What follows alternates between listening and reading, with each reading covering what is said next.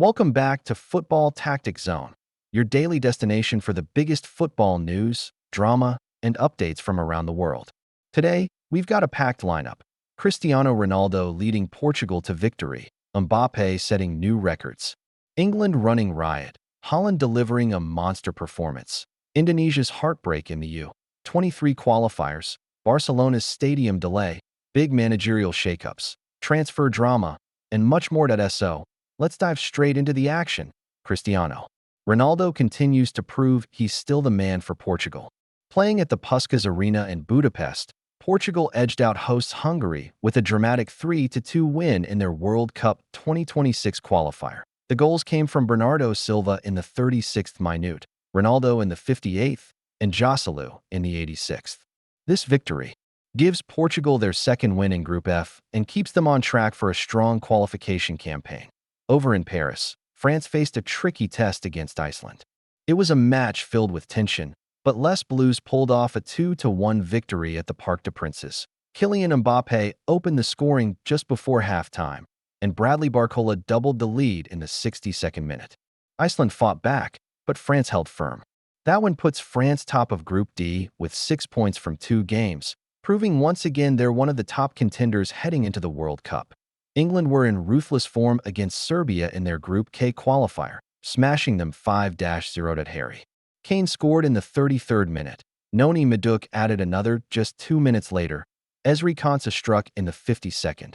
Mark Gay got in on the action in the 75th. And Marcus Rashford sealed the deal in the 90th. England now sit comfortably at the top of Group K with 15 points from 5 matches, making them one of the most dominant sides in Europe right now. And what about Erling Haaland? The Norwegian superstar delivered one of the most jaw-dropping performances of the qualifiers, scoring 5 goals as Norway demolished Moldova 11-1 at the Ullevål Stadium. This result all but guarantees Norway a place in the 2026 World Cup.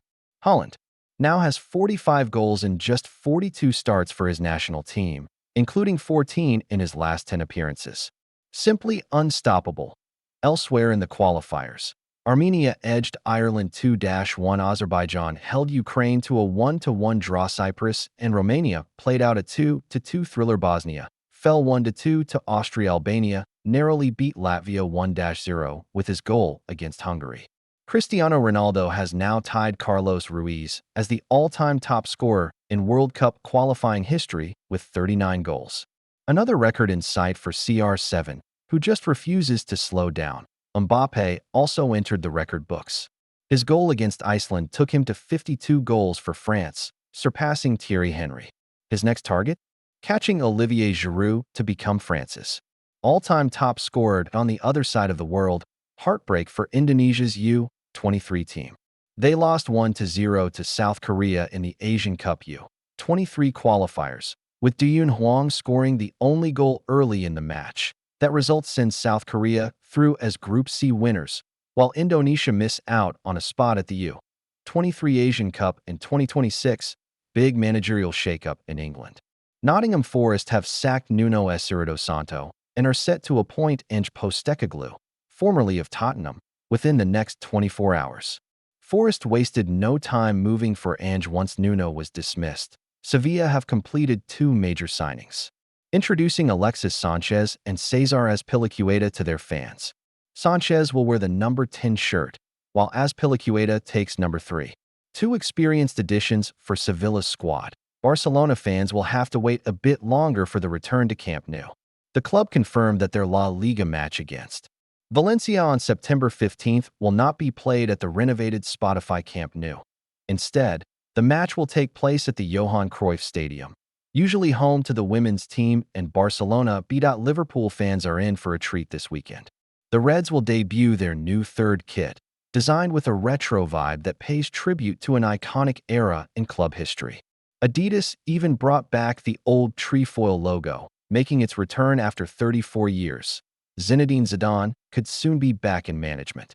Reports suggest Zizou is preparing himself to replace Didier Deschamps as France's head coach after the 2026 World Cup. Zidane has been closely analyzing the team and planning how he would shape Les Bleus under his leadership. Christian Eriksen's future could be in Germany. After leaving Manchester United, The Danish playmaker is now linked with Bayer Leverkusen. With former Denmark boss Kasper Hjulmand now in charge of Leverkusen, the move looks very possible. Good news for Tottenham.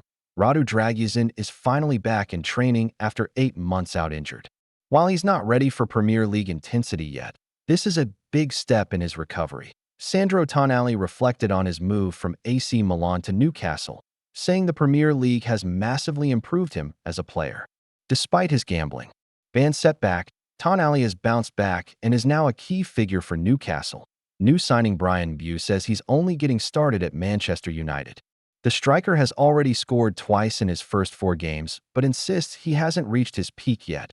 Divock Origi's nightmare in Milan continues. The Belgian striker wants out, but no club is willing to match his salary. That leaves him stuck at AC Milan, earning wages but with no future in the squad. Rafael Leao is showing huge dedication in his recovery from injury, even training on off days while Milan rest. He wants to be fit for their upcoming clash with Bologna, but the club won't take risks with his muscle issue. Inter Milan boss Cristiano Ronaldo wants a strong response from his players in the Derby d'Italia against Juventus, especially after their shock 2-1 defeat to Udinese. He insists it's still early in the season and one bad result doesn't define them. Barcelona's injury woes continue. Frenkie de Jong has picked up a muscle problem and won't feature against Valencia. Worse, his availability for their Champions League opener against Newcastle is now in doubt. And that wraps up today's packed edition of Football Tactics Zone. From Ronaldo's record chase, Mbappe's milestones, Haaland's unstoppable form, and all the transfer and managerial shakeups, football never sleeps. Make sure you like, comment, share, and subscribe so you never miss an update. This is Football Tactics Zone, your home for all things football.